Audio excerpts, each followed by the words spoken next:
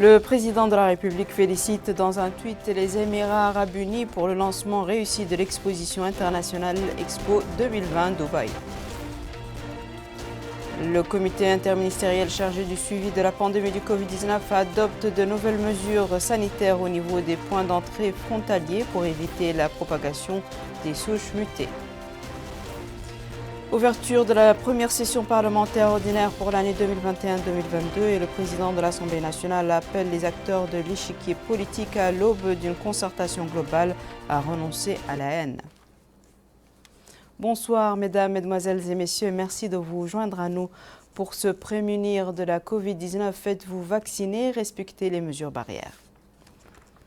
Le président de la République, M. Mohamed El-Cheikh Al-Ghazouani, a félicité l'État des Émirats arabes unis pour le lancement réussi de l'exposition internationale Expo 2020 Dubaï. Dans un tweet, le président de la République a écrit plutôt « Je félicite les frères aux Émirats arabes unis pour le lancement réussi de l'exposition internationale de Dubaï. J'espère que notre participation sera un apport de qualité, une occasion de faire connaître notre pays comme un point de convergence arabo-africaine et de promotion des opportunités d'investissement dans les secteurs des ressources marines, des mines, des énergies renouvelables, de l'agriculture et du tourisme. » Le comité interministériel chargé du suivi de la Covid-19 a annoncé aujourd'hui que compte tenu de la propagation active de l'épidémie et de la propagation des souches mutées dans le monde, de nouvelles mesures sanitaires ont été prises au niveau des points d'entrée au pays pour limiter les risques de pénétration et de propagation de ces souches. Les autorités compétentes veilleront à l'application rigoureuse de ces mesures sur toute personne désireuse d'entrer dans le pays. Le comité tenu sous la présidence du Premier ministre, M. Mohamed Ould Massoud, s'est informé sur les derniers indicateurs disponibles sur la situation sanitaire et a constaté avec satisfaction le recul de la pandémie grâce à l'application efficace des mesures prises qui ont permis d'atteindre ce résultat. Le comité a insisté partant de ce constat sur la nécessité d'élargir et d'accélérer le rythme des campagnes de vaccination afin d'immuniser le maximum de citoyens. Le Premier ministre a insisté sur la nécessité de redoubler d'efforts pour renforcer la capacité des structures sanitaires et d'améliorer les compétences de leurs employés. La première session parlementaire ordinaire pour l'année 2021-2022 a été ouverte aujourd'hui sous la présidence de M. Cheikh Ould, président de l'Assemblée nationale, et en présence de plusieurs membres du gouvernement. Dans son discours d'ouverture, le président de l'Assemblée nationale a indiqué que cette session s'ouvre au moment où les acteurs de l'échiquier politique sont en passe d'entamer une concertation globale sur les grandes questions nationales. Compte rendu de Mohamed Khattat. La première session parlementaire ordinaire pour l'année 2021-2022 a été ouverte ce vendredi 1er octobre 2021 sous la présidence de M. Cheikh Ould, président de l'Assemblée nationale, et cela en présence de plusieurs membres du gouvernement. Dans son allocution à cette occasion, le président de l'Assemblée nationale, M. Cheikh Ould, a déclaré que les travaux de cette session s'ouvrent au moment où les acteurs de l'échiquier politique sont en passe d'entamer une concertation globale sur les grandes questions nationales.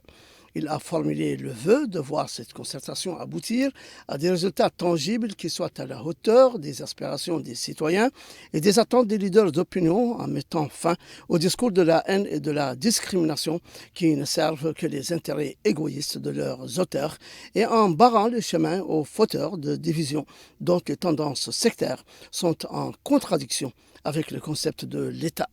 Voici le texte intégral de ce discours.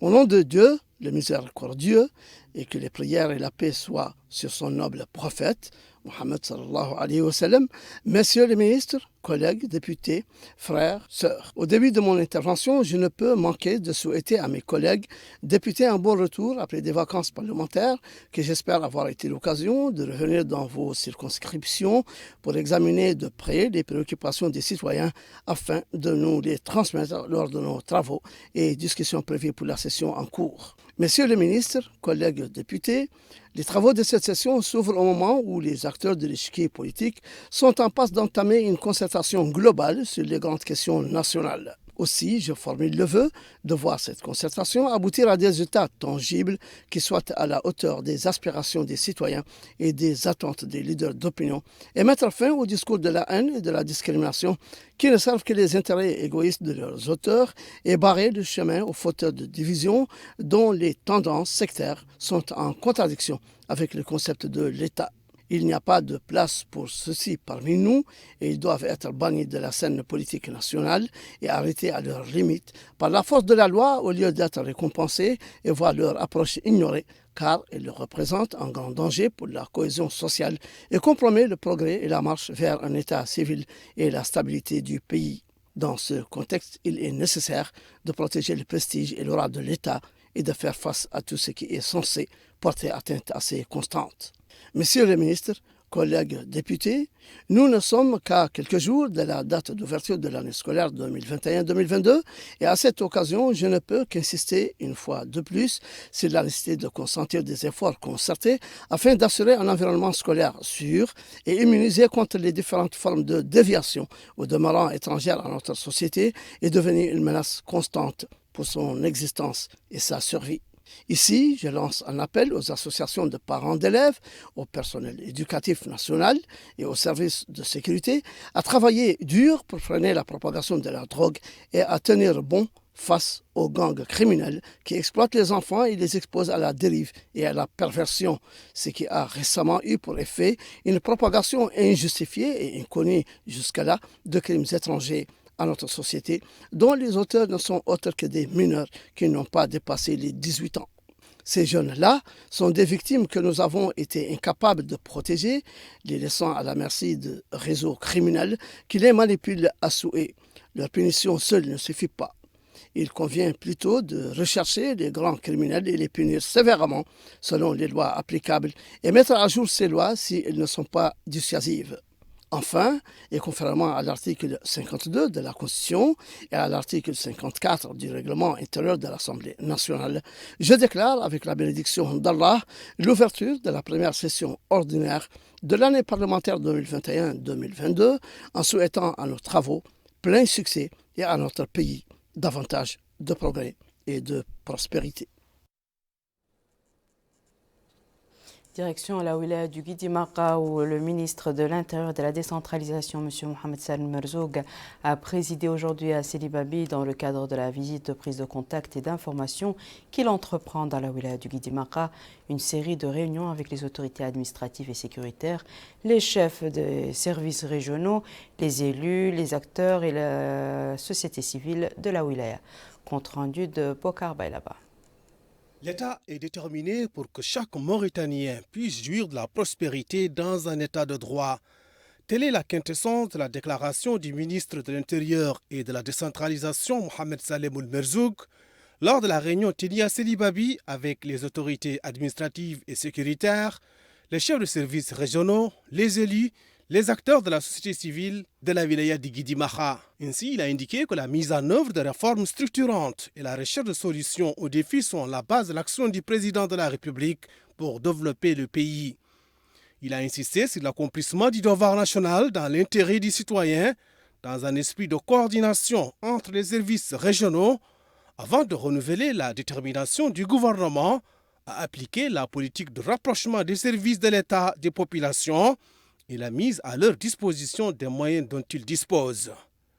De son côté, le wali de Guidi Maqa, Tayyib Mohamed Mahmoud, a souligné l'importance de cette visite, car cela permettra de faire le tour d'horizon des acquis et des obstacles auxquels les populations locales sont confrontées. Autre intervention, c'est celle faite par le président du conseil régional de Guidi Maqa, Issa Koulibaly, qui a présenté les doléances prioritaires de la wilaya dans les domaines des infrastructures de base et les services dont les populations en ont besoin au quotidien. À son tour, le maire de la commune de Sidi Babi, Mohamed Valud Mekhal, s'est déclaré confiant que les doléances et les préoccupations des populations seront prises en considération dans le cadre de l'élaboration d'une stratégie nationale. Pour rappel, cette réunion s'inscrit dans le cadre de la visite de prise de contact et d'information du ministre de l'Intérieur et de la décentralisation qu'il entreprend au Guidi Maqa. Ici à Nouakchott, le directeur général de la Sûreté nationale, le général de division Mesrar Ould-Sidi, a inauguré ce matin au siège de la Direction générale de la Sûreté nationale le Centre national de collecte et d'enregistrement des données criminelles relevant du système d'information policière pour l'Afrique de l'Ouest et en Mauritanie, CIPAO. Ce centre est le fruit de la coopération entre notre pays et l'Union européenne et l'Organisation internationale de police criminelle Interpol. Retour à Bokar Bailaba. Le système d'information policière d'Afrique de l'Ouest, CIPAO, est un programme mis en œuvre par Interpol et financé par l'Union européenne. Il vise à accroître l'échange d'informations policières en Afrique de l'Ouest, une région particulièrement attractive pour les criminels, trafic de stupéfiants, trafic de migrants, traite d'êtres humains et terrorisme. Ainsi, le Centre national de collecte et d'enregistrement des données criminelles dans les pays de l'Afrique de l'Ouest, implanté à Nouakchott, permettra d'accéder à des informations policières cruciales dans les bases de données criminelles nationales et celles d'autres pays de la région, afin de favoriser l'identification des criminels et de contribuer aux enquêtes en cours. Et à cette occasion, le directeur général de la Sûreté nationale, Mesrar Ould-Sidi, a déclaré que l'inauguration de ce centre constitue un événement clé dans l'histoire de la sécurité nationale et de la protection des citoyens de la sous-région et représentera également un tournant dans la lutte contre la criminalité transfrontalière et le terrorisme à travers l'enregistrement, le traitement et l'échange d'informations policières. Il a expliqué que le succès de ce centre est dû à la coopération exemplaire entre les ministères de l'Intérieur, de la Justice et la DGSN qui a permis l'élaboration du cadre juridique. Mesrar Ould-Sidi a en outre remercié Interpol et l'Union européenne pour leur contribution dans la mise en œuvre du projet. À son tour, le directeur de la police judiciaire, le commissaire principal, Abdallahi Ahmed Marek, a indiqué que ce programme permettra de renforcer le travail des services spécialisés dans le traitement des informations et soutiendra le plan de sécurité de notre pays pour lutter contre toutes les formes de criminalité. Pour Interpol, l'inauguration de ce centre constituera un ajout qualitatif au travail des différents services de sécurité travaillant dans l'application des lois en Mauritanie. Dans les dernières années, la Mauritanie a démontré au monde entier qu'une organisation efficace de l'État et des services de sûreté peuvent neutraliser les menaces terroristes. Au sein de la région, Interpol considère la Mauritanie comme un leader de la lutte contre les crimes internationaux. Vos victoires dans la lutte contre le terrorisme sont un exemple pour l'Afrique entière. J'ai ainsi l'honneur aujourd'hui de pouvoir représenter Interpol dans l'inauguration du CNRDC et en ajoutant un dispositif indispensable à la continuité et au succès de la lutte contre le terrorisme et les crimes organisés. À l'heure actuelle, nous avons les moyens, les personnes et la technologie. Nous avons toujours besoin d'un engagement politique fort, déjà démontré par les distingués ministres, ainsi qu'un engagement opérationnel concret afin de faire de ce centre le véritable cerveau du système d'information policier national. Et pour l'Union européenne, ce centre contribuera à instaurer la sécurité et la stabilité en Mauritanie dans le cadre des efforts du G5 Sahel. L'élément humain est capital et c'est sur celui-ci que repose maintenant en grande partie le bon fonctionnement du système, son utilité, son efficacité. Ce n'est qu'à mesure des données qui y sont saisies qu'une base de données a une vraie utilité. Sans données, celle-ci n'a aucune utilité. C'est donc aussi l'implication, la qualité du travail des opérateurs du système qui en permettra une bonne utilisation et qui en montrera toute sa valeur. Pour la réussite de sa mise en œuvre, le programme CIPAO aura encore besoin de l'appui du gouvernement, car c'est des gouvernements de la région que va dépendre la rapidité de mise en œuvre du système et sa pérennité.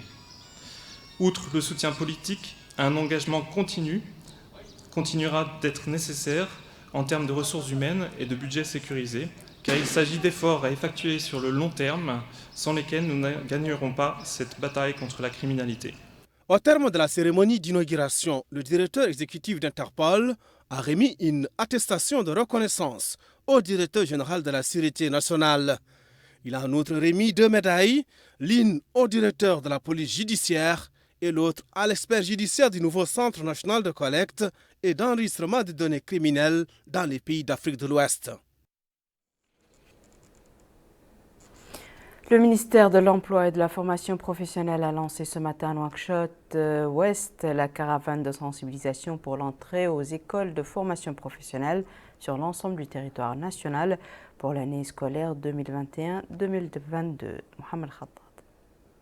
Une campagne de sensibilisation pour la rentrée scolaire de la formation technique et professionnelle 2021-2022, organisée par le ministère de l'Emploi et de la Formation professionnelle, a été lancée ce vendredi 1er octobre à Nouakchott à partir des locaux de la Direction générale de la formation technique et professionnelle. C'est une caravane qui sillonnera 40 points et villes pour toucher les milieux des jeunes âgés entre 16 et 30 ans afin qu'ils intègrent les écoles de formation professionnelle et technique. Supervisant le lancement de la campagne, le secrétaire général du ministère de l'Emploi et de la Formation professionnelle, M. Abdi Salem ou le Cheikh Saadbou, a appelé les jeunes à s'inscrire en première année de la formation technique et professionnelle, à sortir de l'oisiveté et du désœuvrement et à abandonner les mentalités négatives pour se tourner vers les métiers et professions, surtout que la formation professionnelle est la clé de voûte pour accéder au marché du travail. Il a déclaré que le pays a besoin de main-d'œuvre qualifiée et de professionnels dans tous les métiers pour garantir un développement global et une croissance durable, expliquant que la plupart des pays n'ont avancé que par la formation professionnelle. Au cours de cette campagne qui durera 10 jours, des équipes de contact et de sensibilisation seront mobilisées pour encourager les jeunes à s'inscrire dans les centres et écoles de formation professionnelle ouvertes dans toutes les capitales des wilayas. Selon M. Mohamed Ouli Selmou, conseiller chargé de la communication au programme Mihneti, l'objectif de cette caravane est de toucher les jeunes dans les rues, les marchés, les écoles, leur donner une idée précise sur la formation professionnelle et technique, ses spécialités et ses qualifications, comment y accéder, car, dit-il, choisir la formation professionnelle, c'est bâtir son avenir et que l'inscription reste ouverte jusqu'au 15 octobre pour passer les examens le 25 du mois courant. Il est à noter que le lancement de cette campagne coïncide avec la rentrée scolaire 2021-2022. Les rideaux sont tombés hier soir sur les travaux de la journée de concertation autour du projet de la stratégie triennale de la culture pour la période 2022-2024, organisée par le ministère de la Culture, de la Jeunesse et des Sports et des Relations avec le Parlement. Compte rendu de Najia Jakani. Cette journée de clôture a été marquée par des discussions et des échanges entre les sommités de la culture, de la pensée et de l'art dans notre pays autour du projet de la stratégie triennale de la culture. Au cours de cette journée, un certain nombre de recommandations ont été présentées par les participants. Ces recommandations ont porté sur diverses activités et domaines de la culture et ses diverses composantes telles que la réforme institutionnelle et l'arsenal juridique de la culture. Il a été également question de l'encouragement aux créateurs, la construction d'écoles d'éducation artistique et la mise en place d'un fonds pour les activités culturelles. Cette journée a été organisée par le ministère de la Culture, de la Jeunesse, des Sports et des Relations avec le Parlement. À cette occasion, le secrétaire général du ministère, M. Mohamed Ouli Soueidet, a indiqué que cette journée entre dans le cadre du programme de son département visant à valoriser notre patrimoine culturel qui lui-même s'inscrit dans le cadre du programme élargi du président de la République. Le secrétaire général a rappelé que le président de la République a souligné la nécessité de créer et d'innover dans le domaine des projets culturels, ce qui permettra de renforcer le statut de la culture et de consolider l'image de leadership scientifique de notre pays dans le Maghreb et au niveau du Moyen-Orient. Il a ajouté que la culture est le meilleur ambassadeur des nations et le moyen le plus efficace de se réconcilier et de fraternité. M. Mohamed Ouli Soueidet a ajouté que la culture a pu régler les différends entre des peuples géographiquement, ethniquement et religieusement aux antipodes les uns des autres. Les participants à la clôture de cette journée de concertation espèrent sortir avec des résultats qui aboutiront au progrès de la culture dans les domaines de la littérature et des beaux-arts pour le plus grand bien du patrimoine culturel. Nous allons à présent découvrir les hauteurs de pluie enregistrées durant ces dernières 24 heures dans certaines localités du pays.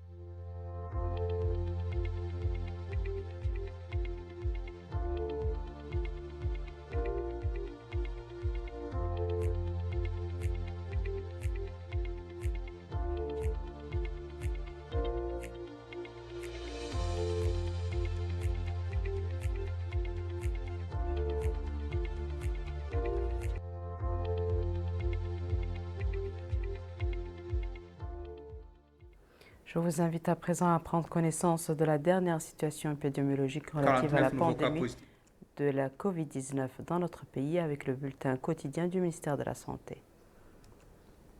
Dont un cas contact et 48 cas communautaires.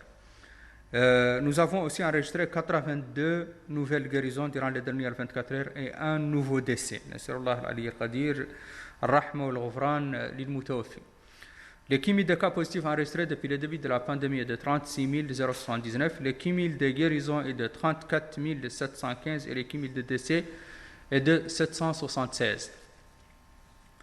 Les cas actifs aujourd'hui sont au nombre de 588, dont 563 asymptomatiques, 9 avec des symptômes simples et 16 avec une situation grave.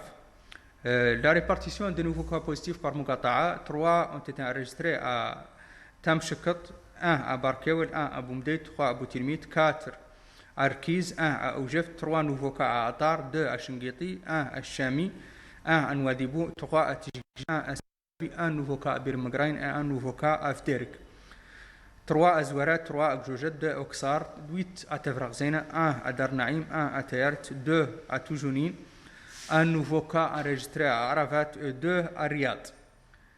Les tests réalisés durant les dernières 24 heures sont au nombre de 1675, dont 1197 TDR et 478 PCR. Pour la situation de la vaccination, durant les dernières 24 heures, 753 premières doses ont été administrées et 1536 complètement vaccinées. Ce qui porte le cumul des premières doses depuis le début de l'opération de la vaccination à 324 022 et le cumul des personnes complètement vaccinées à 578 343. Nous attirons l'attention de nos aimables téléspectateurs que le point de presse quotidien va être transformé en un point hebdomadaire. Donc tous les lundis, on va présenter la situation hebdomadaire. Nous continuons à transmettre de façon quotidienne un point écrit sur la situation épidémiologique de la pandémie Covid-19. Dans la wilaya du Tagan, le Wali, M. Mukhtar Al-Handa, a présidé ce matin la réunion du comité régional de l'éducation dans la capitale Tijikja afin de bien préparer l'ouverture de l'année scolaire 2021-2022. La réunion a abordé un certain nombre de points, notamment l'élaboration d'une carte de répartition des enseignants en fonction des besoins des établissements d'enseignement de l'État. Le directeur régional de l'éducation nationale et de la réforme du système éducatif, M. Sidi Mohamed El Mustafa Al Khalifa, a révélé la mise en place d'un nouveau plan qui mettrait l'enseignant dans des conditions lui permettant d'exercer sa fonction. Mesdames et messieurs, pour se prémunir toujours de la Covid-19, faites-vous vacciner et respectez les mesures barrières. Voici à présent, mesdames et messieurs, le rappel des titres. Le président de la République félicite dans un tweet les Émirats arabes unis pour le lancement réussi de l'exposition internationale Expo Dubaï 2020. Le comité interministériel chargé du suivi de la pandémie du Covid-19 adopte de nouvelles mesures sanitaires au niveau des points d'entrée frontaliers pour éviter la propagation des souches mutées. Ouverture de la première session parlementaire ordinaire pour l'année 2021-2022 et le président de l'Assemblée nationale appelle les acteurs de l'échiquier politique à l'aube d'une concertation globale à renoncer à la haine. C'est la fin de ce journal, mesdames et messieurs. Merci à vous de nous avoir suivis. Merci de votre fidélité et on se retrouve demain à la même heure, Inch'Allah.